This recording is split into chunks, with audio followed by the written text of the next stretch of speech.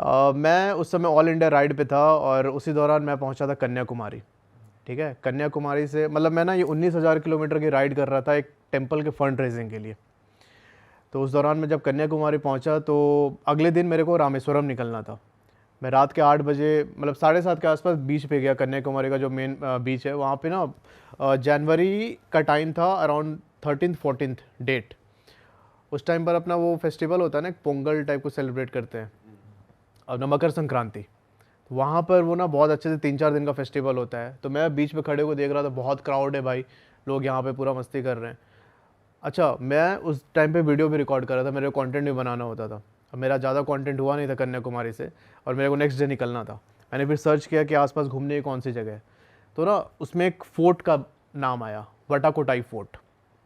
ये एक ऐसा फ़ोर्ट है जिसको कि ट्रैवनकोर एम्पायर ने बनवाया था। समंदर के किनारे फ़ोर्ट बना हुआ है ताकि कुछ अगर समंदर से अटैक होता है तो उसको डिफेंड कर सके। मैंने सोचा कि भाई यहाँ से बीच से 4-5 किलोमीटर है, चलते हैं। अब मेरे को लगा कि यार बीच पे इतने टूरिस्ट हैं, सब लोग घूम रहे हैं, फोर्ट पे भी होंगे टूरिस्ट उस समय, है ना। मैंने और कुछ नहीं सोचा, मैं भाई निकल गया गूगल मैप लगा के फोर्ट की तरफ। 2 किलोमीटर चलने के बाद मेन रास्ता कट जाता है, अंदर जाता है गाँव की तरफ। मैंने भाई बुलेट घुसा दी गाँव की ओर। चलता गया, गाँव एकदम सन्नाटा, एक इंसान नहीं, कोई नहीं दिख रहा मेरे को। मैं चलता गया, फोर्ट अभी भी मेरे को दिखा रहा था 1 किलोमीटर है। रास्ते में मेरे को एक अंकल मिले, वो ना रोड के साइड पे एक नारियल का पेड़ जो होता है उस पे चढ़ के कुछ तोड़ रहे थे, नारियल वगैरह। मैंने उनसे पूछने की कोशिश की कि भाई यहाँ से फोर्ट कितनी दूर है, मतलब टूरिस्ट तो मिल जाएगा ना, क्योंकि अभी तक मेरे को कोई दिख नहीं रहा है इधर। तो उन्होंने अपना कुछ तमिल लैंग्वेज में कुछ बोला, मेरे को समझ नहीं आया। मेरे को ये भी डर लग रहा था कि उस दोनों साइड पे ना जंगल टाइप का था, कि भाई कोई जानवर निकल के मत आ जाए सामने। मैं भाई पहुंचा फाइनली उस फोर्ट पे। दूर से मेरे को फोर्ट दिख रहा है। फोर्ट से करीब 200 मीटर पहले मेरे को दिखता है कि उसके सामने ना रोड ब्लॉक किया हुआ है एक लकड़ी डाल के। समझ रहे हो, मतलब उसका क्लियर इंडिकेशन था कि इसको क्रॉस करके नहीं जाना है। मैंने बुलेट को साइड से लिया, रोड छोड़ के साइड से लिया और चला गया फोर्ट की तरफ। मैं उतरा तो भाई वहाँ पे पूरा बोर्ड लगा हुआ है कि यहाँ पे कोई भी चीज़ टच मत करना। ठीक है, वहाँ मतलब वार्निंग बोर्ड्स लगे हुए थे और वहीं पे साइड में एक माता रानी का एक छोटा सा मंदिर बना हुआ था। मेरे को ऐसा लग रहा था कि वो वहाँ के प्रोटेक्टर देवी है जो प्रोटेक्ट करते उस एरिया। भाई जानवरों की आवाज़ आ रहे हैं वहाँ पे। ठीक है, बिल्ली थी वहाँ पे और एक कुत्ता था और मैं सिर्फ, और कोई नहीं, घनघोर अंधेरा। ठीक है, उस टाइम पर मेरे वीडियो में भी है, मुझे ऐसा लगा कि भाई मैं फोर्ट देख रहा हूँ, अपना ब्लॉग कर रहा हूँ, मेरे पीछे से दौड़ के गया कोई। अच्छा, एनर्जी महसूस हो रही है एनर्जी आपको अपने महसूस है, आसपास। कोई दौड़ के गया। ये मेरे वीडियो में है, रिकॉर्डेड है। मैंने सोचा कि यार अब यहाँ पे इस समय मतलब ठहरना मुझे सही नहीं लग रहा, चलते हैं। मैंने बुलेट उठाई, वापस होटल की ओर आने लगा। जब थोड़ा सा और आगे गया तो मेरे को रोड के साइड में दिखता है कि एक बोर्ड लगा है, बीच रोड लिख के। बीच रोड लिखा हुआ और एरो बने हुए, मतलब उधर कोई बीच से साइड में वहाँ पे जाने का रास्ता था। मैंने सोचा कि यार मतलब मैं पूरा राइड करके कोस्टल से आ रहा था, मेरे को लगा कि यार 8-9-10 बजे तक तो लोग बीच पे बैठे होते हैं, यहाँ पे भी वैसा ही सीन होगा, चलो बीच पे चलते, कुछ टाइम स्पेंड करते, फिर वापस आ जाएंगे। भाई मैंने मेन वो गांव वाला रोड छोड़ के अंदर घुसा दी गाड़ी। ठीक है, चलता गया 200 मीटर जाने के बाद एक टर्न था, उस टर्न से होके मुझे बीच के साइड जाना था। मैं जाके उस टर्न पे रुक गया। मेरे को क्या सामने दिखता है कि भाई नीले कलर के टॉम्स बने हुए हैं, वो शमशान घाट था पूरा। जो एक लड़का, एक बच्चा नहीं, एक आदमी नहीं, औरत, कुछ नहीं भाई, मैं अकेले सुनसान बैठा हुआ, सुनसान में एकदम। एक बार तो मेरा मन कर रहा था कि मैं जाऊं उधर बीच की तरफ घूम के आऊं, फिर पता नहीं कुछ आया अंदर से कि यार मत जा, सही नहीं है। अभी मैं ये सोच ही रहा हूँ कि यार जाऊँ कि ना जाऊँ, तब तक मेरे हेलमेट का वाइजर खोला हुआ था। दोनों साइड से ना एकदम ठंडी लहर का ऐसे झोंका नहीं होता, आवाज़ सीटी मारते हो, वो निकला। अब वो निकला तो फिर मैंने सोचा कि यार ये साइन है, वापस लौट जाना चाहिए। एडवेंचर चुतियापे में फ़र्क है भाई, तो फ़र्क मेंटेन करना चाहिए। मैंने प्लान ड्रॉप करके वापस आ गया अपने होटल।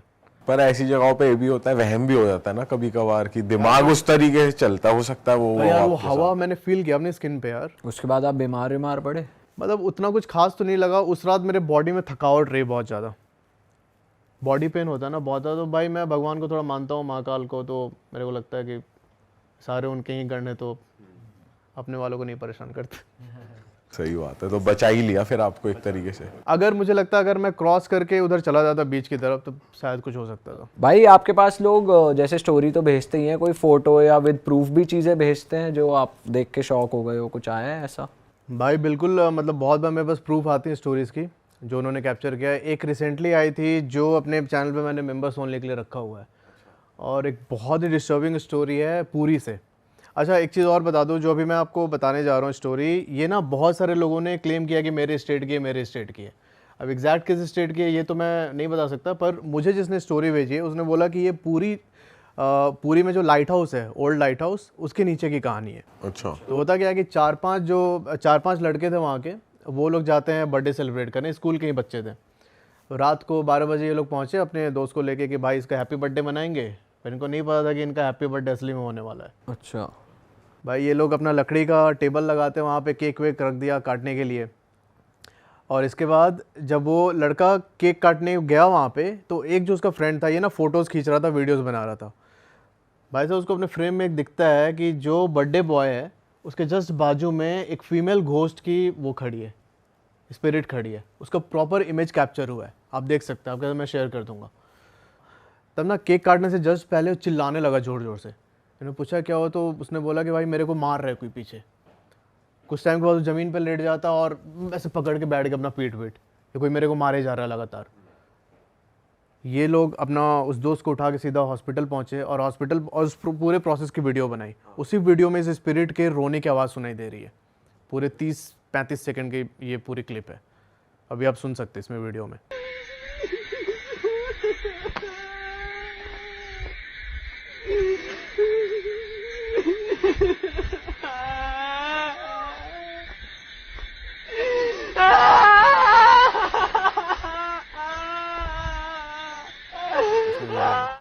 अच्छा जब इसे लेके ये लोग हॉस्पिटल गए, हॉस्पिटल पे डॉक्टर ने उसका ट्रीटमेंट किया और उसका पीठ उठा के देखा तो भाई उसके पूरे पीठ पे ऐसे मारने के निशान थे, बहुत बुरी तरीके से। पूरा पीठ एकदम लाल काला ऐसे पड़ा हुआ था। उसकी भी फ़ोटो इन्होंने खींच के भेजी है मुझे, तो आप वो भी देख सकते हैं। और फिर होता क्या कि अगले दिन वो जो बर्थडे बॉय था जिसको मारा था स्पिरिट ने, उसकी डेथ हो जाती है हॉस्पिटल में। तो यार ये मेरे मतलब अभी तक जितने प्रूफ मुझे भेजे गए सबसे भयानक था ये। बहुत सारे लोग क्लेम करते हैं कि महाराष्ट्र के, बिहार के, अब पता नहीं किस स्टेट की है, पर ये स्टोरी थी। अच्छा भाई आप बता रहे थे आप एक स्पाई के यहाँ भी रुके थे यार, वो क्या स्टोरी है? तो यार मैंने ऐसे बताया कि मैं राइड करता हूँ बहुत, बुलेट लेके घुस जाता हूँ कहीं पे भी। तो लद्दाख में एक जगह है हानले। हानले के बारे में आपने सुना होगा, गए हो आप हानले? नहीं भाई। भाई लद्दाख की सबसे वो खूबसूरत जगह है। अब जो लेह से हानले तक जाओगे ना, वो रास्ता बहुत ज़्यादा प्यारा है, सबसे सीनिक रूट। मैं भाई हानले पहुंचा। हानले पहुंचने के बाद मुझे जाना था Umling La. Umling La world highest motorable road है 19,000 फीट पे, ठीक है। तो होता क्या है कि उस जगह पर अच्छा हानले से उमलिंगला की दूरी 105 किलोमीटर है, तो मेरे को 200 किलोमीटर लगभग अप डाउन करना था एक दिन में। तो उसके लिए क्या करते हैं राइडर्स, जो अपना पेट्रोल लेके जाते हैं साथ में, स्पेयर पेट्रोल लेके। मैंने भी अपने बाइक में पीछे रखा हुआ था जेरी कैन पेट्रोल का, पर दिक्कत ये हो गई थी कि मैंने उस जेरी कैन को ना बाइक के पीछे बांध के नहीं रखा था, मैंने सिंपली उसमें डाल दिया था पीछे, जो लद्दाख करियर होता है। भाई लेके मैं पहुंच गया ऊपर, उमलिंगला पहुंचा, ठीक है। अच्छा मैं एक चीज़ बता दूं, जो ये उमलिंगला टॉप है ये माउंट एवरेस्ट का जो बेस कैंप है उससे भी ऊपर है। अच्छा इतनी हाइट है उसकी, भाई इमेजिन करो। मैं भाई पहुंचा ऊपर उमलिंगला, वहाँ मैं जाके अपना मस्त सेलिब्रेट कर रहा हूँ। उसके पास में एक कैफ़े था, BRO कैफ़े, मतलब बॉर्डर रोड्स ऑर्गेनाइजेशन का कैफ़े था। वहाँ पे जाके हाथ मेरे पूरे फ्रीज़ हो रहे थे, हमें स्नोफॉल स्टार्ट भयानक वाले में जाके एक बड़ा तसला लेके पकड़ के बैठ गया था, गर्म तसले पानी का। वहाँ बैठा तो अंदर ही था मैं कैफ़े के अंदर। थोड़ी देर के बाद जब बाहर निकला तब मैंने देखा कि भाई जो मेरे दोनों जेरी कैंस थे वो गायब है। अब मैंने सोचा था कि यार मैं ऊपर जाके ही पेट्रोल डालूंगा, मेरे पास पेट्रोल भी नहीं, जेरी कैंस गायब। अच्छा वहाँ से उमलिंगला से मुझे 19-20 किलोमीटर और आगे जाके मैंने सोच रखा था कि एक डेमचौक करके गांव आता है। तो डेमचौक जो गांव है वो एक्चुअली उस टाइम पे 2-3 साल पहले की बात है, आधा चाइना में आधा इंडिया में, और चाइना इंडिया वाले पोर्शन पे भी क्लेम करता है अपना, अच्छा कि ये हम मेरा ही है, इंडिया ने इसको इलीगली ऑक्यूपाई किया हुआ है। तो मैंने सोचा था कि भाई मैं जाऊंगा डेमचौक, और मैंने एक ब्लॉग में पहले देख रखा था कि वहाँ पर जो चाइनीज़ साइड है, बीच में ना कोयुल नदी बहती है, नदी के साइड में चाइनीज़ का पूरा वो कैंप है। वहाँ पर उन्होंने बहुत हाईटेक कैमरा लगा रखे हैं भाई, इतनी तगड़ी सर्विलांस होती है कि आप अपने साइड पे खड़े हो तो आपके शर्ट का बटन देख सकते हैं कितने बटन हैं इस शर्ट में। तो मेरा प्लान ये था, मैंने एक ब्लॉग में देखा था, मेरा प्लान ये था कि मैं उनको जाके झंडा दिखा के आऊँगा सालों को। देखो अब उमलिंगला टॉप पर भाई मेरे पास पेट्रोल नहीं, वहाँ पर सारे राइडर्स, मुझे लगता है 3-4 लीटर ही पेट्रोल बचा होगा टंकी में, मुझे वापस भी जाना था हानले 100-150 किलोमीटर अभी राइड करके। अब सारे वहाँ पे जो बाकी राइडर्स थे, मैं तो सोलो गया था, जो बाकी ग्रुप था वो बोले भाई चलो हमारे साथ, हम रास्ते में तुम्हारी हेल्प कर देंगे, ठीक है, हम मेरे से पेट्रोल हमारे से लेके चलना। मैंने बोला भाई नहीं, मैं तो जाऊँगा डेमचौक और जो होगा देखा जाएगा, मैं ये काम करके आना मेरे को। मैं भाई निकला डेमचौक गया वहाँ पे जाके फिर सामने था उनका कैमरा, मुझे पता था कि इस जगह पे देखते हैं ये लोग। वहाँ पे आर्मी वाले थे, उन्होंने बोला कि यहाँ पर पूरा सर्विलांस होता है। मैंने उठा के झंडा लहराया, पूरी वीडियो उसकी, ठीक है, उनको दिखाया प्रॉपर।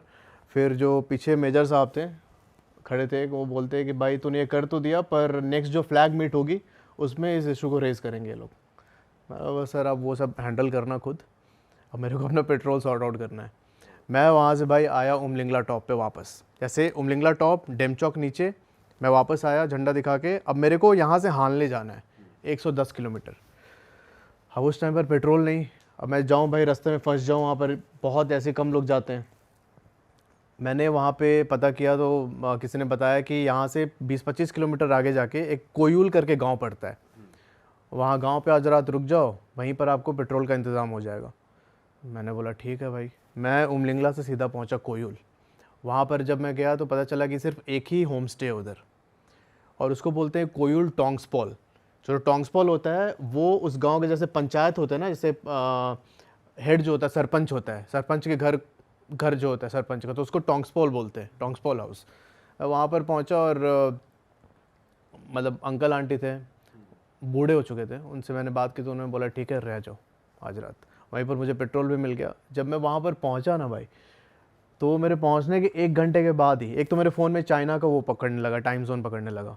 1 घंटे के बाद ही भाई एक आईबी का ऑफिसर आता है, इंटेलिजेंस ब्यूरो का। उसने मेरा पूरा चेक किया, बैग वैग खोल के सब कुछ एकदम, क्या है कहाँ से आ रहे हो, पूरी डिटेल ली। फिर उसके बाद मैं रहने लगा, मुझे समझ में नहीं आया कि भाई क्या हो गया, मतलब इतना क्यों पूछ रहा है। मेरे बोला ठीक है बॉर्डर एरिया होगा मे बी उसके वजह से।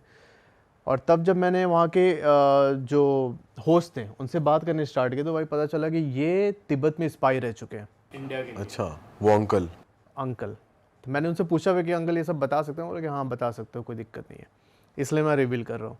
तो एक्चुअली क्या था कि तिब्बत को चाइना ने कैप्चर कर रखा है। जो वहाँ पर चाइनीज़ आर्मी का कुक था, जो उनका पूरा उनके शेफ़ होते हैं खाना बनाने के लिए, तो वो उसमें एज अ कुक काम करते थे।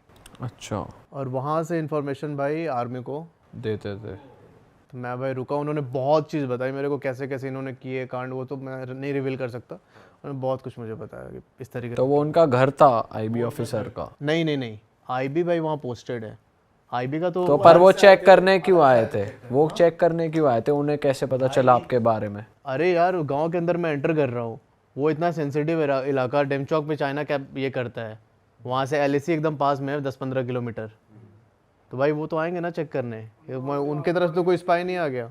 हाँ, तो भाई ऐसे जो भी सेंसिटिव एरिया होते हैं ना, वहाँ पे आईबी तो पोस्टेड रहते हैं अपने बिल्कुल। तो वो फ्लैग वाली चीज जो आपने करी उससे लेना देना नहीं था, वो कोई भी जाता तो वो करते ही चेक? हाँ फ्लैग वाले से। और ये भी हो सकता है कि भाई क्या पता वहाँ से आर्मी ने इंटेलिजेंस दिया हो कि भाई एक बंदा आया था यहाँ पे ऐसे घूम के गया, क्योंकि जब मैं वो फ्लैग वाला काम कर रहा था तब कोई नहीं था वहाँ पे, सिर्फ मैं था राइडर अकेले। हाँ हो सकता है। तो भाई ये जो पहली कहानी है वेस्ट बंगाल के एक छोटे से गांव की है, और ये स्टोरी मुझे भेजी है हमारे एक सब्सक्राइबर मृदुल ने। बहुत ही क्रिपी जिन हॉरर है, जो एक मुस्लिम फैमिली के साथ ये पूरी वारदात हुई है जो मैं आपको बताने जा रहा हूँ, ठीक है। तो होता क्या है कि वेस्ट बंगाल के एक छोटे से गाँव में एक मुस्लिम फैमिली रहती है। वो जो गांव का लेआउट एक बार समझना कि बीच में मुस्लिम फैमिली का घर है, उसके जस्ट बाजू में प्लेग्राउंड है एक, उस घर के चारों ओर रास्ता जाता है, और उस रास्ते के आउटर में कॉलोनी बसी हुई है। उस मुस्लिम फैमिली का जो घर है उसके घर के अंदर एक मस्जिद भी है। होता क्या है कि ये लोग रोज़ अजान पढ़ते हैं, आसपास के जो गांव वाले वो भी आते हैं अजान पढ़ने के लिए। जब अजान ख़त्म हो जाता है रात के 9 बजे से लेकर 12 बजे तक, ये लोग ना एक दूसरे तरीके की अरेबिक अजान पढ़ना स्टार्ट करते हैं, जिसको बोलते हैं ज़िक्र, उसको कई लोग चिल्ला भी बोलते हैं।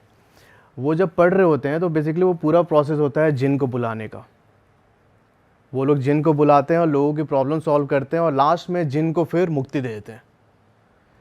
आपने ट्रेनों में देखा होगा बहुत बार कि ऐसे लगा होगा कि फ़कीर का किसी का लगा, फ़कीर का बोर्ड लगा होगा कि आपको कोई भी समस्या है, फाइनेंशियल प्रॉब्लम हो रही है, कोई भूत पिशाच से अगर छुटकारा चाहिए तो आप इस पे नंबर पे कांटेक्ट करें। तो बेसिकली यही फैमिली थी जो ऐसे काम करती है, तो ये लोगों की हेल्प करते थे। लोगों की हेल्प करते थे। तो होता क्या है कि इसकी फैमिली में एक लड़का है, छोटा बच्चा, सैफ नाम है, ठीक है, 8-10 साल का होगा, और उसके पापा हैं, उसके दादाजी हैं और सैफ की मम्मी है। पापा और दादाजी ये काम करते हैं, बहुत एक्सपर्ट है इस चीज़ में, ठीक है।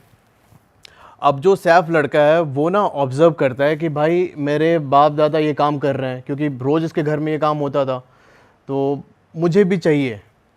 इतने लोग आते हैं, इनको इतना मानते हैं, ठीक है, उनको एकदम सर पे बैठा के रखते हैं, तो मेरे को भी ये सारी चीज़ें चाहिए।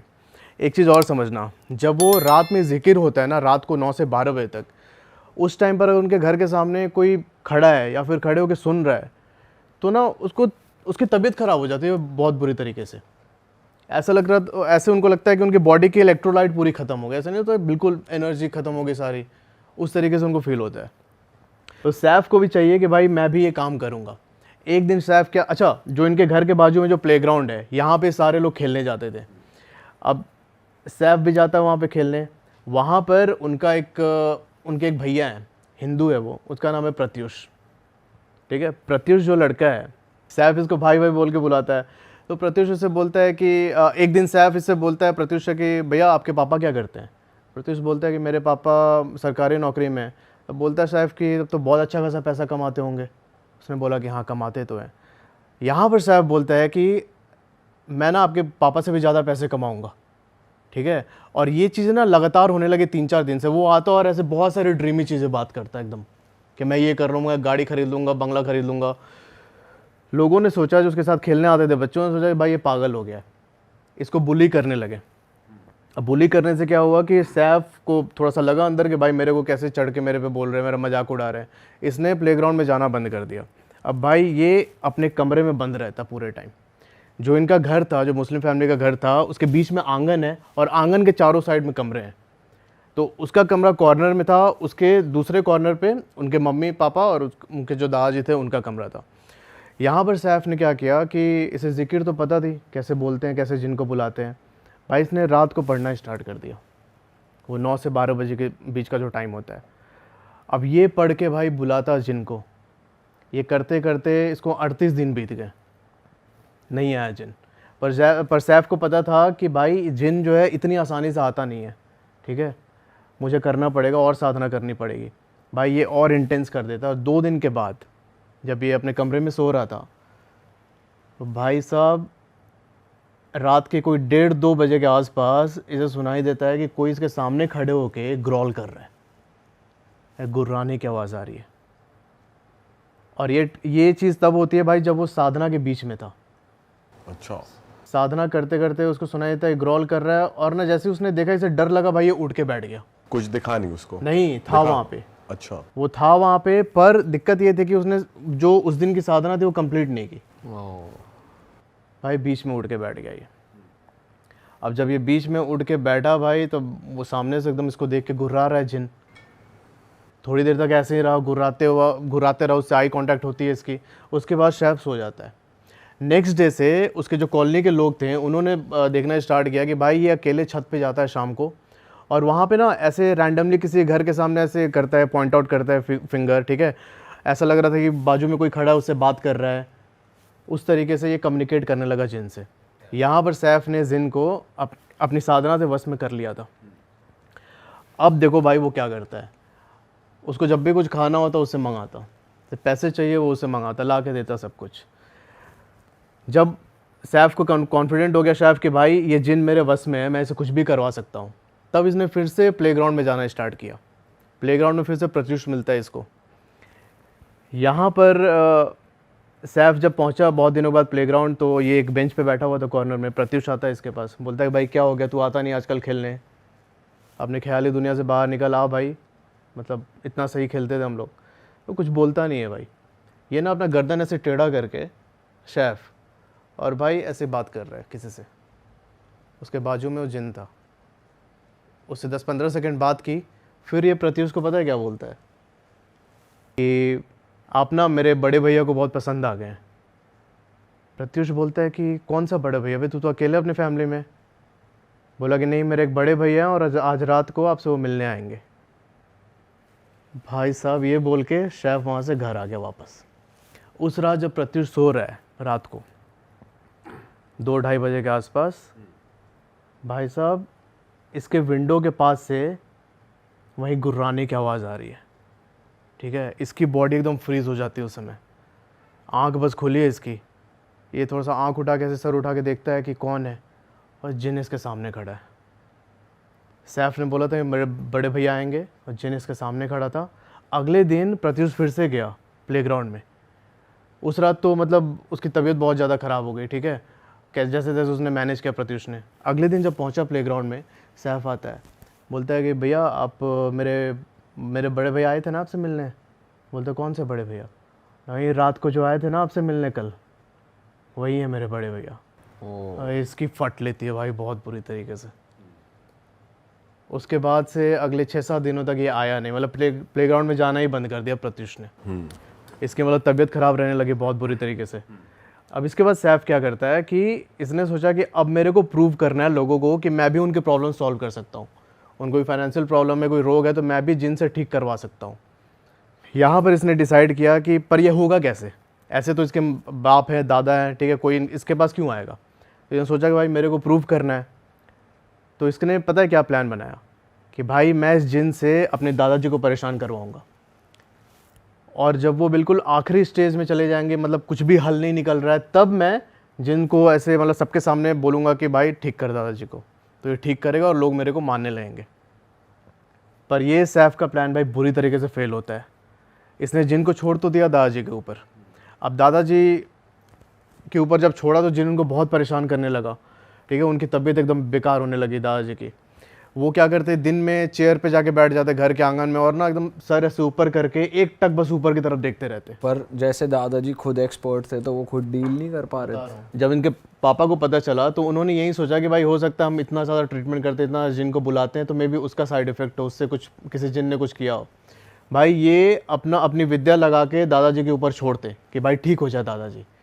पर भाई वो ना इफेक्ट ज़्यादा दिन तक रहता नहीं, 2-3 दिन रहता, फिर से ये जिन हावी हो जाता है। अच्छा, फैमिली में किसी को पता नहीं कि ये छोटा लड़का सैफ है, ये उस समय 38 दिन तक इसने वो किया था जिन को एक्टिव, क्योंकि मैंने बताया ना कि वो एक कमरे में कॉर्नर में उसका कमरा था, दूसरे कॉर्नर में इनका कमरा था। तो भाई रात को कमरा बंद करके वो ये काम करता। जो ये जिकिर होते हैं, जैसे अजान पढ़ते हैं, वो तो बिल्कुल माइक पे पढ़ते हैं ना। जिकिर जो होती है भाई बिना माइक के एकदम ऐसे चैंट करते हैं घर के अंदर बैठ के। फिर क्या होता? तो ये सीन था। तो फिर उसने दादाजी पे छोड़ा। दादाजी 1 महीने के बाद उनकी तबीयत बहुत ज़्यादा ख़राब हो गई। तब इसने अपने जिन को हुक्म दिया कि भाई जाके ठीक कर। पर मैंने बताया था कि सैफ वो जो था उस रात बीच साधना से उड़ गया था, डर के मारे बीच में छोड़ दिया था उसने। तो ये जिन को हुक्म देता भाई ठीक करो जाके, पर ये उसकी बात ही नहीं मानता। पर अब तक तो मान रहा था। नहीं, बता रहा हूँ भाई, सैफ ने बहुत टाइम से उससे काम करवाया था। मैंने आपको बताया था कि जिन जो आते हैं उनकी एक शर्त होती है कि भाई तुम मेरे से काम करवा रहे हो ठीक है, पर उनको ना बाद में मुक्ति देनी होती है।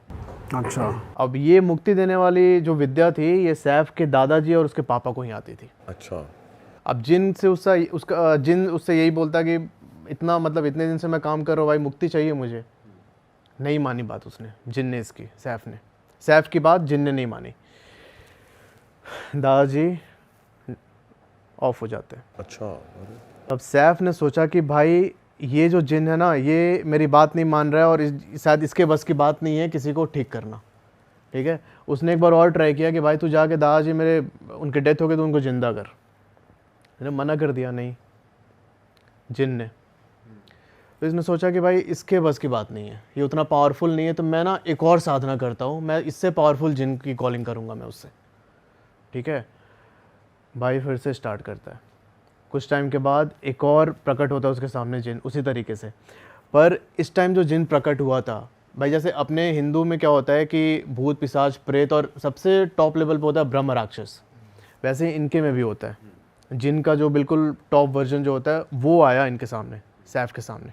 अब 10 साल का बच्चा, उसको क्या दिमाग है यार, उसको समझ में आ नहीं रहा कि मैं क्या कर रहा हूँ। उसने भाई जिन को छोड़ दिया अपने पापा पे कि उनको जाके परेशान करो और फिर मैं ठीक करूँगा। यहाँ पे सैफ ये नहीं समझ पा रहा था कि भाई तुमको उसको मुक्ति भी देना है, वो तुम्हें नहीं आता।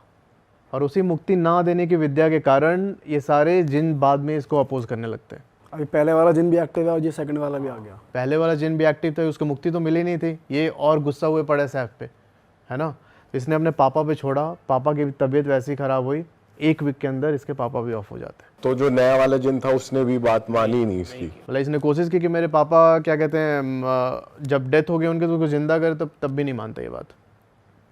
अब सुनो भाई असली खेल क्या होता है। अब जो सैफ था इसकी तबीयत भी बहुत ज़्यादा ख़राब रहने लगी, ठीक है। दो जिन पहले ही इससे एकदम उखड़े पड़े हैं। इसने मतलब इसकी जो फैमिली थी, फैमिली में से इसकी मम्मी बची थी और इसके एक चाचा थे दूर के। इन दोनों ने सैफ को लेके हॉस्पिटल गए डॉक्टर के पास, ठीक है। डॉक्टर के पास गए, वहाँ पे डॉक्टर ने बोला कि इसको एडमिट करना पड़ेगा। 3-4 दिन तक सैफ एडमिट रहा। उसके बाद क्या होता है कि एक रात कॉल आती है इनके घर पे हॉस्पिटल से, भाई जो ये सैफ लड़का है ये ना एक बेड से दूसरे बेड पे छलांग मार के पहुँच रहा है। यहाँ पे जो भी हॉस्पिटल के स्टाफ उनको बहुत परेशान कर रहा है, किसी के कंट्रोल में नहीं आ रहा है, तो आप लोग इसको लेके जाइए। तो जैसे तैसे कुछ भी करके सैफ को फिर घर लेके आते हैं। घर लेके आए तो उसके बाद फिर इन्होंने सोचा कि इनको पता चल गया कि भाई ये नॉर्मल चीज़ें नहीं है। इन्होंने फिर सैफ को एक झाड़ फूँक करने वाले उनके पास लेके गए, दिखाने के लिए कि भाई क्या है। तब उन्होंने बोला कि भाई जो आप सैफ को सामने देख रहे हो ना, इसका बस शरीर ही है सामने, इसके अंदर इसकी रूह भी नहीं है। सैफ के शरीर में बहुत सारे जिन जिन्नातों ने अपना कब्जा कर लिया था, क्योंकि इसने लगातार कैसे 38-40 दिन तक रिसाइड किया और उससे बहुत सारे ऐसे एक्टिव हो गए थे। तो उन्होंने सैफ के शरीर को अपना घर बना लिया था भाई। तो सोल उन्होंने अपने वश में कर ली उसकी एक उसकी तरीके रूह निकल गई थी, सैफ की जो रूह थी अपनी वो निकल गई थी उसकी बॉडी से। उन्होंने बस ये बोला कि अब पर तो ऐसा पॉसिबल है कि जैसे खुद की रूह निकल जाए लेकिन फिर भी भाई वो तो है, तो जिन के तो हो सकते हैं भाई, जिन के केस में भाई जिन बहुत पावरफुल चीज़ है यार, इसको तो मतलब नहीं। बट ये तो होता है कि भाई अपनी सोल भी है लेकिन कब्जा करा हुआ है, बट ये थोड़ा अनबिलीवेबल है कि उसकी रूह ही नहीं है उसके अंदर। अभी आपको पता चलेगा कैसे नहीं है। फिर क्या होता है कि उन्होंने बोला कि इसको छोड़ दो अपने हाल पे, ठीक है। ये लोग इसे वापस घर लेके आता है, इन्होंने सोचा कि इसको घर पे भी नहीं रखते, तो इन्होंने सैफ को उठा के मेंटल हॉस्पिटल में एडमिट कर दिया। एडमिट करके वापस आ गए, मतलब कोलकाता के साइड में कहीं पे किया था एडमिट। उसके बाद वापस आए। कुछ टाइम के बाद कॉल आता है इनको घर पे कि भाई जो सैफ है इसकी डेथ हो चुकी है, आप लोग आके ले जाइए। ये लोग मतलब आज जैसे कॉल आया तो उसके अगले दिन पहुंचते हैं, तब तक सैफ की बॉडी को स्टोर करके रखा गया था। भाई जब उसकी बॉडी निकाली गई, जब ये लोग पहुंचे वहाँ से मॉर्ग से इसकी बॉडी निकाली गई, तो भाई ये देखते हैं कि इसके जो बॉडी के जो मांस है ना, वो सारे एक स्टिकी एलिमेंट से अटैच्ड है, सड़ चुकी है पूरी बॉडी। और बाहर निकलते ही मतलब कट कट के उसके मांस के टुकड़े गिरने लगे। और उसमें से जब वो गिर रहे थे तो उसके साथ साथ भाई बड़े बड़े ऐसे कीड़े उसके बॉडी से ज़मीन पे रेंग रहे।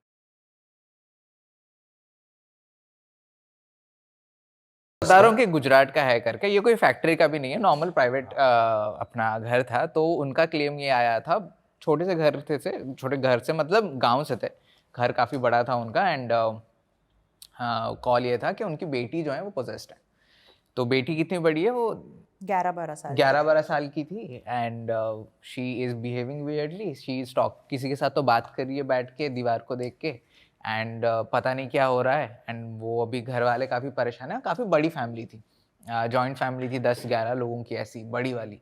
एंड दे वांट कि आप प्लीज़ आओ, आप प्लीज़ देखो कि क्या है। पहली बात तो ये बहुत बड़ी बात हो जाती है हमारे लिए कि गांव से कोई साइंटिफिकली एक्सप्लेनेशन चाहता है कि उनके बेटी के साथ क्या हो रहा है क्या नहीं हो रहा है। बट एनीवे मेरा क्या माइंड में था कि यार एक तो पोजीशन इतना रॉन्गली परसीव करके रखा है लोगों ने मूवीज़ के चक्कर में कि उनको समझ ही नहीं आता है कि पोजीशन है कि कोई मेंटल डिसऑर्डर है। एंड टबू इतना सारा है टॉपिक के अराउंड कि अब अगर गांव से किसी को उठा के लाके बोलोगे भाई साइकेट्रिस्ट को दिया, बोलेगा नहीं मैं इधर जाता हूँ, हाँ। वो नींबू निचोड़ देंगे मैं ठीक हो जाऊंगा, लेकिन मैं साइकोलॉजिस्ट को तो नहीं दिखा रहा हूँ। टबू इतना सारा है। तो मेरे माइंड में ये था कि यार ये ऐसा ही कुछ केस है, एक तो गांव से है एंड शायद ज़्यादा कुछ नहीं है, छोटी सी बच्ची है ऊपर से, प्लस कहीं ना कहीं सोशल रीजंस भी अफेक्ट करने लग जाते हैं। जैसे कि आप कुछ भी बोल दो, 2024 है पता है, लेकिन आज भी बहुत सारे इंडिया में गांव है जहाँ पे लड़कियों को पढ़ने नहीं भेजा जाता है। कुछ भी रीजन दे देंगे। तो हमने कहा कि वैसा कोई सोशल रीजन भी हो सकता है शायद, क्योंकि आपको अजम्पशन में तो करना ही पड़ेगा when you are investigating. And social reason भी हो सकता है एंड मेड अप रीजन भी हो सकता है, क्योंकि एक हमने केस इन्वेस्टिगेट किया था, 16 साल की लड़की पोजेस्ड, उसको चेन वगैरह में बांध के रखा हुआ था, वो 3 लोगों को साथ में उड़ा के फेंक रही थी, साइकोलॉजिस्ट को थप्पड़ मार रही है। साइकोलॉजिस्ट को थप्पड़ मार रही थी, काट रही थी, और साइकोलॉजिस्ट ने हमें ये किया था कि यहाँ मुझे गड़बड़ लग रही है, ये बियॉन्ड आवर रीच है। अब वो फेक निकली पोजेशन, क्या बात कर रहे वो हो? बिल्कुल फेक पोजेशन बट निकला। फिर उसमें इतनी एनर्जी कैसे आई? नहीं वो एनर्जी अभी मैं बताता हूँ। ऐसे भाई अभी आप जिम जाते हो, ठीक है, तो आप में जो स्ट्रेंथ है, आप कहीं खरीद से ला रहे हो, खरीद के ला रहे हो नहीं ना, स्ट्रेंथ आपके अंदर था, आप बस जिम जाके उसको बढ़ा रहे हो। हाँ। आपके अंदर भी उतना है, मेरे अंदर भी उतना है, मैं जिम जाता नहीं वो बात अलग है, तो मेरे में वो लेवल में पहुंचा नहीं, लेकिन स्ट्रेंथ सबके पास है। बट 16 साल की लड़की के लिए जो मतलब गांव में है, और ऐसा कहा जाता है ना, जब आप में इतनी एनर्जी आ जाए, कभी कभी ऐसे ओल्ड एज के लोगों के लिए भी कहा जाता है, जब उनमें एनर्जी आती है वो हार्डली वॉक कर पाते हैं, बट जब उनमें एनर्जी आती है तो फिर वो गुलाटी भी मारते हैं, वो भागते भी है, स्प्रिंट भी नहीं, तो चीजें ऐसी होती भी हैं, मैं ये नहीं बोल रही हूँ नहीं होती हैं, होती भी हैं, लेकिन ये क्योंकि बोल रहा था कि इस तरीके के फेक पोजेशंस भी होते हैं, तो यहाँ पर जैसे उस लड़की ने लास्ट में कन्फेस किया अच्छा कि मुझे एग्जामिनेशन, वो 10th स्टैंडर्ड की लड़की थी, मुझे एग्जामिनेशन नहीं देना कोविड था, का टाइम चल रहा था, कोविड का टाइम चल रहा था, सो शी फेक्ड पोजेशन। क्योंकि वो क्लास टॉपर थी, अभी पढ़ाई बंद हो गया तो she is in the panic mode के मेरे से पढ़ाई नहीं होने वाली, मैं फेल हो जाऊंगी तो मैं स्कूल नहीं जा सकती हूँ। उस चक्कर में उसके पेरेंट्स लेके उसको साइकेट्रिक हॉस्पिटल में डाल दिए, उसको स्टेरॉइड्स दे रहे हैं शांत करने के लिए। भाई इस पॉडकास्ट के बाद लोगों को नया बहाना मिल गया पेपर ना दे क्योंकि मुझे वहाँ घर में घुसते ही मैंने इसको बोला मुझे यहाँ कुछ फील नहीं हो रहा, इनको बोलेंगे क्या, कुछ मुझे फील नहीं हो रहा था, तो मैंने लड़की से बात करी, मैंने बोला देख तू हॉस्पिटल के चक्कर खा रही है, तो उसको माइंड में उसके घुस घुस के हमने निकलवा लिया। बोली नहीं कुछ नहीं, मैं तो एक्टिंग है भाई कमिंग बैक टू द तू कंटिन्यू कर जो बोल रहा नहीं था। तो वही था, तो हम लोग के माइंड में ऑलरेडी वही था कि ये सच है नहीं है, but anyway we are like अभी इनविटेशन आया है, रिक्वेस्ट आया है, प्लस बच्ची है तो जाना है प्रायोरिटी केस के साथ। तो हम जाके पहुंचे, मैं था, पूजा थी, सैवियो था, एंड बाकी कुछ ऐसे इंटर्न्स थे जो हमारे साथ थे। सबसे पहले तो हम लोग का ये रिप्लाई होता है जब भी कोई केस लेके आता है ना कि हमारा बच्चा पोजेस्ड है, वाइफ पोजेस्ड है, मैं पोजेस्ड हूँ, मेडिकल रिपोर्ट कहाँ दिखाओ? आपने MRI करवाई, आपने जाके डॉक्टर्स को दिखाया, आपने सारे चेकअप्स करवा लिए, अगर आपके पास रिपोर्ट नहीं है पहले तो जाके वो कराओ। एंड आप मानोगे नहीं, 9 आउट ऑफ 10 केसेस लोग कराते ही नहीं है, कुछ भी हुआ मतलब हाँ ये तो भूत है, वही आ जाता है घूम फिर के। तो वी वर लाइक रेडी के ये यही है, मतलब इन्होंने भी नहीं दिखाया होगा पक्का, गाँव में कहाँ ही दिखाएंगे वो। तो जब मैंने पूछा कि रिपोर्ट्स है तो फादर बोलते हैं हाँ है। मैंने कहा अच्छा फिर लेके आओ, तो वो पूरा लेके आए एकदम फाइल्स वगैरह, उसमें सारे उसके टेस्ट हैं, सब कुछ हैं। उन्होंने बोला कि हम हैं गांव के, लेकिन भाई साहब हमने कराया है सब काम। हमने कहा ठीक है अच्छी बात है। मैंने कहा फिर पहले तो मुझे दिखाओ, I need to see the entire space before we get into the investigation part. We need to see कि क्या है, क्या हम इन्वेस्टिगेट कर रहे हैं, एंड सबसे इंपॉर्टेंट है we need to talk to the girl, क्योंकि आप सब कुछ क्लेम करती है, उसके माइंड में क्या चल रहा है। तो अभी पूजा क्या है, पूजा पहले ट्यूटर रह चुकी है, तो मैंने कहा आप एक काम करो, आप ही बात करो डायरेक्टली लड़की से, प्लस फीमेल वो ज़्यादा बेटर रहेगा, she will open up more. So I just stand there and हमने वो लड़की को बुलाया। एक तो एनीवे उसकी इतनी सारी फटी हुई थी because she was so scared to see so many of this people just looking at her and like जज भी कर रहे हैं इन अ वे, कहीं ना कहीं डायरेक्टली इनडायरेक्टली। तो हमने उनको बुलाया, हमने उनको बैठाया, मैंने पूजा को बोला please continue, please talk to her. And फिर मैंने उनको बाकी लोगों को भी बोला कि आप थोड़ा दूर रहो एंड हमको बात करने दो। तो हमने वो गर्ल को पूछा कि भाई जब सीन क्या है, मतलब इज इट ऑल रियल, ये लोग बोल रहे हैं कि पोजेस्ड हो। तो कुछ बोली नहीं इनिशियली। तो फिर पूजा कैप्टन आस्किंग, कैप्टन पेस्टरिंग करते करते फिर वो बोली कि रात को बहुत परेशानी होती है मेरे को। तो पूजा ने बोला क्या परेशानी होती है? बोलते नहीं वो लोग आके बहुत मुझे परेशान करते हैं, सोने नहीं देते, मैं इसलिए सो नहीं पाती हूँ, पढ़ाई नहीं कर पा रही हूँ, कुछ नहीं कर पा रही हूँ। वो बोलते बोलते she just started seeing something behind us. तो हमारे पीछे ना गाँव शेड था, गाय थी वहाँ पे, एंड ये दोपहर का 3-4 बजे का टाइम है। And she started seeing someone and we are like कि किसको देख रही है। तो फिर वो बोलती है कि ये 2 औरतें कौन है? हमने कहा हमारे साथ तो कोई नहीं है, हमारे साथ इतने थे। फिर हमने देखा तो उधर कोई नहीं है, एंड गायें सब खड़ी हैं अपना नॉर्मली, एंड वो अपना आवाज़ें वगैरह निकाल रही हैं। एंड वो बोल रही है कि ये 2 औरतें कौन है बताओ। हमने कहा हमको नहीं पता। नहीं, वो बोली कि यही 2 औरतें ही आते हैं रात को परेशान करने। हमने कहा कि हमको तो कुछ दिख ही नहीं रहा। I'm asking Pooja also कि can you see anything, can you feel anything? Pooja is like no I can't. हमने बट इसको कैसे दिख रहा है अभी। हमने कहा ठीक है, एनीवे ये परेशान है। तो मैं तो पूजा को बोल रहा हूँ कि यार इधर कुछ नहीं है केस में, इनको ना काउंसिल कराते हैं फिर निकलते हैं, क्योंकि ये बेकार का हम आए हैं, हम जाते हैं वापस। एंड एनीवे टाइम वेस्ट लग रहा है मेरे को। तो बट पूजा लेकिन नहीं, बट देन हमको बुलाया गया है, हमारा काम है डर भगाना, अब आ चुके हैं, बच्चे भी इन्वॉल्व हैं, तो क्यों हम खाली छोड़ के जाए। मुझे एंटिटीज दिख नहीं रही थी, लेकिन गड़बड़ महसूस हो रही थी। हाँ। कुछ है, मतलब ये झूठ नहीं बोल रही है, कुछ है, क्या है मुझे नहीं समझ में आ रहा था। बट देन कभी कभी ये भी होता है ना, मतलब जैसे कि अभी हमने हमारे टीम में भी देखा हुआ है कि एक psychics are sensitive, sometimes they sense things and do a lot of things, लेकिन कभी कभी जैसे कि घूम फिर के टॉपिक इस पर आ जाता है कि इंटेलिजेंट है या रेसिडुअल है। हाँ, काफ़ी चीज़ें देखनी पड़ती है, क्योंकि जब मैं लड़की से भी बात कर रही थी मेरे माइंड में भी काफ़ी चीज़ें चल रही थी कि ये मतलब जैसे ये बता रहा है कि इंटेलिजेंट है, रेसिडुअल है, क्योंकि रेसिडुअल में कभी कभी मतलब कि मेमोरीज प्ले होती हैं, भूत वगैरह नहीं होता है, एंटिटी नहीं होती है, या फिर इंटेलिजेंट है। एक मेरे माइंड में बहुत चलता है, स्पेशली जब मैं टीनेज गर्ल्स या फिर प्री टीन्स के साथ डील करती हूँ, is there is a phenomena जिसको बोलते हैं RSP के, रिकरेंट स्पॉन्टेनियस साइकोकिनेसिस। मतलब साइकोकिनेसिस ये फिनोमेना है जिससे इंसान बिना कुछ चीज़ टच करे चीज़ें मूव कर सकता है। अच्छा। हाँ, और जो लड़कियां हैं स्पेशली टीनेज गर्ल्स, या जिनमें जो बहुत हार्मोनल चेंजेस हो रहे हों या फिर बहुत एनर्जी हो जिनमें, उन्हें भी पता नहीं चलता that they are the host, वो चीज़ें उड़ा सकते हैं बिना टच करे उसको। ये सीरियसली होता ये है? होता है। दुनिया भर में मेजोरिटी 99% पॉल्टरगाइस्ट केस इसी से सोर्स होता है, ये रीजन की वजह से। तो लोगों को लगता है भूत है, पॉल्टरगीस्ट एक्टिविटी है। पॉल्टरगीस्ट एक्टिविटी क्या होती है? जहाँ पर चीज़ें उड़ रही हैं, दरवाजे अपने आप खुल बंद रहे हैं, खिड़कियाँ खुल बंद हो रही हैं। लेकिन मैक्सिमम हमने जब रिसर्च वगैरह किया, इन्वेस्टिगेशन वगैरह में, हमको पता चलता है ये RSP की वजह से। हम सबसे पहले अगर पॉल्टरगीस्ट केस आता है, हम सबसे पहले पूछते हैं वहाँ कोई टीनेजर है क्या घर में, क्योंकि उनको भी पता नहीं रहता है। बट उनको अगर पता नहीं है तो वो इंटेंशनली कर रहे हैं। अनइंटेंशनली होता है, अनइंटेंशनली होता है। लेकिन ऐसे गुस्सा आ गया तो कि गुस्सा आ रहा है मेरे को, तो एनर्जी इतनी कहीं ना कहीं एनर्जी जाके इफेक्ट हो रही वो कहीं ना कहीं रिलीज होगी ना। तो फिर वो ऐसा लगता है कि मूवमेंट कैसे हो गई, हो उनसे रही है, तो भूत है भाई। तो बहुत चीज़ें मेरे माइंड में चल रही थी कि कुछ RSP के से रिलेटेड है, बिकॉज कुछ है, मुझे फील हो रहा था, ऑल्दो मुझे दिख नहीं रहा था कुछ। और आपको बॉडी लैंग्वेज में भी कुछ दिख रहा था, कुछ अलग? हाँ, कुछ वो आईज डायलेशन वगैरह वो सब भी चेक करना पड़ता है कि आईज डायलेटेड हैं पर्टिकुलर वे में, वो कहाँ देख। लुक्ड, ये तो लड़की शी लुक्ड सो फ्रेजाइल, क्योंकि एक तो खाना नहीं हो रहा, हाइजीन नहीं है, कुछ नहीं है। शी लुक्ड लाइक के मतलब कोई ऐसे दूर से देखो या बोलोगे तो पोजेस्ड है ही 100%। अच्छा, ऐसे मतलब शक्ल हो गया था, बॉडी लैंग्वेज ना दोनों एस्पेक्ट्स देखने पड़ रहे थे कि कुछ साइंटिफिक निकल रहा है यहाँ से या एक्चुअल कुछ पोजेशन है, फिर जाके नेक्स्ट चांस आता है इन्वेस्टिगेशन का। तो फिर हमने कहा ठीक है, अभी बात तो कर ली है, ठीक है एंटिटी कुछ है, लेकिन है नहीं है नहीं पता अभी हमको कुछ।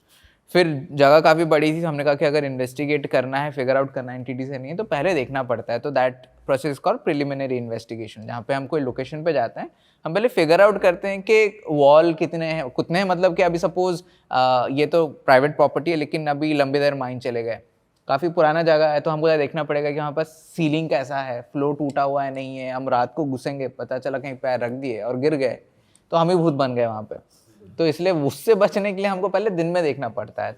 तो हमने पेरेंट्स को बोला, हमने कहा आप घर दिखाओ पहले। तो पहले तो वो सबसे पहले टेरेस लेके गए दिखाने के लिए कि जगह क्या है, एंड काफ़ी बड़ा जगह था क्योंकि फार्म एरिया बहुत था उनका, पेड़ लगे हुए हैं, सब कुछ है। एंड उस चक्कर में मुझे एक चीज़ दिखी नीचे, मैंने कहा ये क्या है। तो हम नीचे गए देखा तो एक किचन जैसा कुछ बनाया हुआ था। एंड उन्होंने कहा कि यहाँ पे हमने किचन बनाया था क्योंकि हमारी जो सास थी कि कौन थी उसकी दादी वगैरह, दादी और समवन, उन्होंने बोला था कि यहाँ पे आप किचन बनाओ और इधर खाना पकाओ 21 दिनों के लिए और भूतों को खाने को दो, एंड आपको बेटी को छोड़ के चली जाएगी। अच्छा। तो मैंने छोड़ के गई, बोले कि नहीं गई। भूत आके खा के गए। बोलता है खाना तो सुबह नहीं था। मैंने कहा कुछ भी यार, मतलब अभी तो स्ट्रे डॉग्स भी हो सकते। तो वो घर के बाहर थी? घर के बाहर थी वो, घर के बाहर उनके, मतलब कैसे बताऊं, अगर घर इस तरह फेस कर रहा है तो डायरेक्टली पीछे बनाया गया था, which was opening to their farm land, जो भी था। मैंने कहा एनीवेज अभी आपने टेस्ट भी करवाया है लेकिन आप बोल रहे हो कि आप ऐसी चीज़ें भी कर रहे हो, तो वो तो ही वाज लाइक कि नहीं नहीं मैं नहीं मानता हूँ। मेरे जो वो रिलेटिव है दादी जो भी, वो शी वाज वेरी एडमेंट कि नहीं ये करते हैं करके। मैंने कहा लेकिन you didn't see the solution no. He said कि नहीं कुछ हुआ नहीं बेटी के साथ, वो जैसी की वैसी ही थी है अभी भी। हमने कहा ठीक है कोई बात नहीं। तो फिर हमने कहा कि again we had a team meeting and then I said कि नहीं यार मुझे को कुछ सही नहीं लग रहा ये। एक तो ही सही कि हमने टेस्ट वेस्ट करवा लिया है, देन ही सही कि हमने किचन भी क्रिएट किया है भूतों के खाने के लिए, खाना अभी गायब हो रहा है अपने आप। मैंने कहा ये सही नहीं लग रहा, कुछ तो साइकोलॉजिकल है। हाँ then again Puja was adamant कि नहीं अभी आए हैं, शी इज फीलिंग समथिंग तो let's you know get on with it. तो उसमें भी ना जब आप इन्वेस्टिगेट करते हो तो आपको बहुत सारी थ्योरीज आपको सोचने पड़ते हैं to find the solution of certain unexplainable thing कि ये चीज़ अगर गिरी सपोज तो क्यों गिरी। या तो भूत ने गिराया, नहीं तो मेरा हाथ लगा, नहीं तो वहाँ का डोर का वाइब्रेशन से ही हिल गया, नहीं तो एयर वेंट से गिर गया। पॉसिबिलिटीज बहुत सारे हैं, भूत का भी पॉसिबिलिटी है। तो अभी हम जब वहाँ पे बैठ के सोच रहे तो मेरे को ये आइडिया आया कि ये ना कहीं पे स्पेन नहीं तो कहीं पे तो एक ऐसा केस हुआ था जहाँ पे ये कुछ फैमिली मेंबर हाइड मतलब छुप रहे थे, पुलिस नहीं तो कोई कहीं से तो, एंड उनका एक शॉप था तो शॉप वो लोग बंद करके शॉप के अंदर छुपे हुए थे वो लोग। तो जो बाहर आ रहे थे लोग लग रहे थे कि अच्छा बंद है।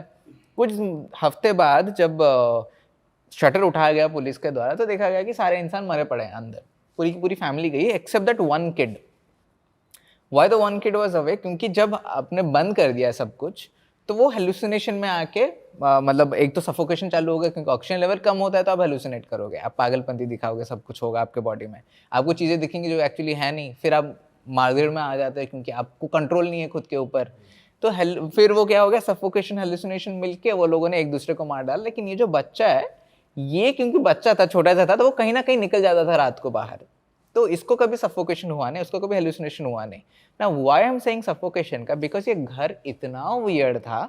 एक तो 10 लोगों की फैमिली मतलब 10 मेंबर्स वाला फैमिली का घर है, उसमें 8 से 9 रूम्स हैं, उसमें एक भी वेंटिलेशन पॉइंट नहीं है, एक भी नहीं है किसी भी रूम में, किसी भी रूम में सब नहीं बंद, है। सब बंद करे। सारे windows are shut, not just shut, वो लोग पता क्या किए हैं, वो जो सैक होता है ना, हाँ हाँ बोरी, हाँ बोरी डाल के बाजू में सीमेंट लगा दिया है, विंडो सारे सील्ड है। ओ अब क्यों है, बोल रहे हैं कि मच्छर के वजह से। मैंने कहा नहीं यार ये तो कुछ ही सीन चल रहा है, इसलिए these are all where science के नहीं, ये कुछ गड़बड़ है, इधर पैरानॉर्मल नहीं है। हाँ तो हम भी जब घुसे मैंने कहा ये भी हो सकता है कि क्योंकि बिकॉज ऑफ दिस सफोकेशन, क्योंकि वो बच्ची है, हार्मोनल चेंजेस की तो जा रही है, may be she is hallucinating, may be this is actually nothing. फिर हम एक जगह पे इकट्ठा हुए थे, एक हॉल जैसा था, हमारे पीछे किचन था, मेरे पीछे किचन था, सावियो के पीछे रूम चालू हो रहे थे, पूजा के पीछे ऐसे रूम चालू हुए थे, ऐसे सारे रूम्स थे, किचन था, हॉल था। एंड हम हॉल में खड़े हैं, हम सोचने क्या करेंगे। हमने कहा ठीक काम करते हैं, गोप्रोस लगाते हैं, पहले तो EMF रीडिंग लेते हैं इसका, देखते हैं क्या होता है, फिर आगे का जो करेंगे। अगर इधर कुछ नहीं मिला, मैंने पूजा को बोला हम निकल रहे हैं, I am not going ahead with this. और ये अभी आपका फर्स्ट डे ही है इन्वेस्टिगेशन पहला दिन ही है, पहला दिन ही है, पहला घंटा है, एंड वी वर वेटिंग के शाम हो जाए थोड़ा सा। तो हमने पूरे सारे फैमिली मेंबर्स को हमने बोला बाहर जाके वरांडा में बैठो, क्योंकि एनीवे गांव वाले सराउंड करना चालू कर दिए थे कि इनके घर में हो क्या रहा है। तो हमने कहा बाहर जाके गांव वालों को कंट्रोल करो, हमको अब अंदर मत डिस्टर्ब करना। तो हमने चालू किया। उसी बीच किचन में एक जोर से आवाज़ आई कि कुछ तो गिरा, जोर से गिरा, एंड हम सब भागे देखने के लिए। तो एक बर्तन ऐसा पूरा मूवी ऐसा रोल कर रहा था वहाँ पे, एंड जैसे वो मैंने देखा, माई इंस्टिंक्ट रिएक्शन वाज कि यहाँ पे कुछ तो है अभी, क्योंकि ये तब से तो नहीं हो रहा था। हाँ। इतना टाइम हम लोग बैठे, बातचीत कर लिए, एंड पूजा वाज लाइक मैंने तो बोला था ऑलरेडी कि है। मैंने कहा हाँ लेकिन अभी तो मेरे को दिख भी रहा है कि है करके। मैंने कहा अभी चालू करते हैं इन्वेस्टिगेशन। तो हम इन्वेस्टिगेशन चालू कर रहे हैं, कुछ हम EMF पकड़ के चल रहे हैं, तो कुछ स्पाइक्स आ रहा है, कुछ हो रहा है। उस चक्कर में हम रूम से रूम जा रहे हैं, सब कुछ कर रहे हैं। एक रूम में ना हमने क्या किया था, ऐसे ही ट्राइपॉड में हमने गोप्रो लगा दिया था, फुल स्पेक्ट्रम गोप्रो था। फुल स्पेक्ट्रम मतलब हमने उसका IR फिल्टर निकाल दिया था, उसमें सारी लाइट्स घुस रही हैं अभी। हाँ। तो ना ऐसा पिंकिश फ्लोरेसेंट जैसा दिखता है, वो ग्रीन कलर का दिखता है। एंड हमने IR लाइट लगा दिए थे, इंफ्रारेड LEDs, ताकि अंधेरा भी हो तो दिख जाए अपन को। तो हमने वो वहाँ पे रख दिया, एंड हम बाकी जगह पे देख रहे हैं। एंड सावियो जो है, who was also taking care of those gadgets, he started shouting my name and he was like सर्व Puja you should come and see this. I am like क्या हुआ? वो देखो क्या कुछ तो हो रहा है यहाँ पे करके। अंधेरा है, हमको खुद नहीं दिख रहा है क्या हो रहा है, ऐसे वो गोप्रो का स्क्रीन दिख रहा है थोड़ा सा। तो हमने पूछा क्या है, तो ना ही bend down in a very awkward position to show के क्या है, एंड उसी चक्कर में वो गिर गया। ठीक है, लेकिन क्या हो रहा था, वो जो ट्राइपॉड था ना, वो tripod was dangling like this, ऐसे ऐसे वो हिल रहा था। अच्छा। एंड हम रख के आए थे, हमने देखा कि स्टेबल है, रूम के अंदर कोई गया नहीं है, रूम के अंदर से कोई आया नहीं है, डोर लॉक्ड है। हमने फैमिली मेंबर को बोला था कि आप बाहर से हमको लॉक कर दो, हम अंदर से भी नहीं कर रहे हैं, आप ही लॉक कर दो बाहर से। वो ना ट्राइपॉड हिल रहा था पूरा, तो उसी चक्कर में हम सावियो को क्या बचाएं, ट्राइपॉड को क्या देखें, उसी चक्कर में बाहर से आवाज आने लग गई कि बेटी के साथ कुछ तो सीन हो रहा है करके, वो वियर्ड बिहेव कर रही है। अरे भाई साहब। तो हमने कहा कि सावियो को बोला भाई तू उठ जा, फिर हम सब बाहर भागे एंड बाहर भागते भागते जाके देखे तो she is talking and she is blabbering and random things बोल रही है। हाँ, पूरा स्विंग विंग करके, ऐसा टिपिकली होता है पोजीशन में कि ये लोग मेरे को ले जाएंगे, मेरे को मार डालेंगे, प्लीज आप बचा लो, ये कर लो। मतलब वो वहां पे हाइपर हो रही है हाँ, कि वो वहां पे हाइपर हो रही है, अंदर क्या हो रहा है करके। तो अभी उस चक्कर में जस्ट उसके पहले क्या हुआ था, और एक चीज दैट आई मिस, जस्ट उसके पहले क्या हुआ था कि हमारे पास एक गैजेट है जिसको ईडीआई बोलता है। ईडीआई का फुल फॉर्म होता है एनवायरमेंटल डिटेक्शन इंस्ट्रूमेंट। तो एनवायरमेंट में कुछ भी चेंज होता है ना, वो गैजेट में डिटेक्ट करता है। वो भले ही जियोमैग्नेटिक वाइब्रेशन हो गया, लाइक ये वाइब्रेशन क्रिएट कर रहा है, तो वो डिटेक्ट करता है, ईएमएफ डिटेक्ट करता है, मोशन डिटेक्ट करता है, अपना जो क्या बोलते हैं ह्यूमिडिटी हो गया, एयर प्रेशर हो गया, वो सारा डिटेक्ट करता है, टेम्परेचर हो गया, कि कुछ भी चेंज हुआ तो वो बताएगा आपको। तो वो जो लड़की जो बेड में सोती थी, वो बेड के ऊपर हमने ईडीआई रखा है। एंड जैसे मैंने बताया कि विंडोज है नहीं। अब मानोगे नहीं, हम वहाँ पे खड़े हैं और हमको विंड का ब्लास्ट आ रहा है हमारे मुंह पे, और जब जब आ रहा है वो ईएमएफ ब्लिंक हो रहा है पूरा फुल तक। ओह, लाइक ऐसा हम खड़े हैं ना, ऐसे कि भी एसी के हवा आती जैसे। तो मैं ऐसे खड़ा हूँ एंड गर्मी लग रही है, क्योंकि गर्मी का टाइम है एंड गुजरात भी ऐसा कोई जगह नहीं है कि आपको ठंडा लगेगा, कुछ वेंटिलेशन नहीं है, कुछ नहीं है। एंड मैं खड़ा हूँ, हम सब खड़े हैं, हम पसीने से लथपथ हैं, और उसमें ना ऐसा हवा आएगा, मैं बोलूँगा अभी ईएमएफ जलेगा, हवा आएगा, ईएमएफ जल रहा है एग्जैक्टली वही बेड के ऊपर। तो वी न्यू कि वो रूम में तो कुछ तो सीन है, एंड वही रूम में ट्राइपॉड का डैंगलिंग हुआ, क्योंकि वो रिप्लाईज आ रहे थे, तो हमने गोप्रो लगा के छोड़ दिया था कि कुछ भी एक्टिविटीज और होंगी तो हम पकड़ लेंगे। तो अभी बेटी का सीन हो गया, तो मैं, पूजा is trying to calm her down, Puja is trying to handle the family also, because ये लोग चाहते कि आप मेरी बेटी के साथ क्या कर रहे हो। हमने कहा भाई साहब कुछ, हम तो थे भी नहीं यहाँ पे, हाँ। हम अंदर कर रहे हैं, लेकिन कुछ तो हो रहा है यहाँ पे, अब प्लीज हमको हैंडल करने दो। तो पूजा ने फिर पकड़ा उसको पूछा कि हो क्या रहा है। तो देन शी स्टार्टेड सेइंग कि नहीं, वो लोग मुझे लेने वाले हैं, एक फीमेल औरत है, मतलब दोनों फीमेल्स हैं, एक अच्छी है एक बुरी है, एक ब्लैक कपड़ों में है बोल रही थी, और एक सफेद कपड़ों में। सफेद वो कपड़ों में दोनों है। बहनें हैं, और जो ब्लैक कपड़े में है वो मुझे ले जाना चाह रही है, जो सफेद कपड़े में है वो मुझे बचा रही है अपनी बहन से। तो ये उसको मार डालेगी और मुझे ले जाएगी, ये बोल बोल के वो हाइपर हो रही है। बच्ची की आवाज भी चेंज हो रही थी थोड़ी, नहीं, या वो अपनी नॉर्मल आवाज बट में देन बात- ना वो ठीक से बोल नहीं पा रही थी, शी वाजंट लाइक मतलब अटक अटक के बोल अटक के, मतलब लग रहा था कि she is very scared right now, and वो ट्रॉमा की तरफ घुस रहा था पूरा, एंग्जाइटी अटैक की तरफ। जैसे एंग्जाइटी अटैक में कैसे होता है इंसान, वही हो रहा था उसके साथ भी। आई सेड कि नहीं, ये ना कुछ तो सीन हो रहा है यहाँ पे, ठीक है पैरानॉर्मल है नहीं है पता नहीं, but right now the priority is the kid, let's do one thing. एक टेक्निक होता है जो कि आप हिप्नोथेरेपी में भी यूज़ करते हो, कि आप विजुअलाइजेशन टेक्निक्स कुछ यूज़ कराते हो कुछ लोगों को विजुअलाइज कराने के लिए, या फिर you just play with their imagination and make them come out of that situation. जैसे कि आपको अभी लग रहा है कि मुझे ना कुछ दिख रहा है, तो दिख रहा है तो बता क्या दिख रहा है, फिर जब आप शेयर करना चालू करोगे तो डर अपने आप निकल जाता है।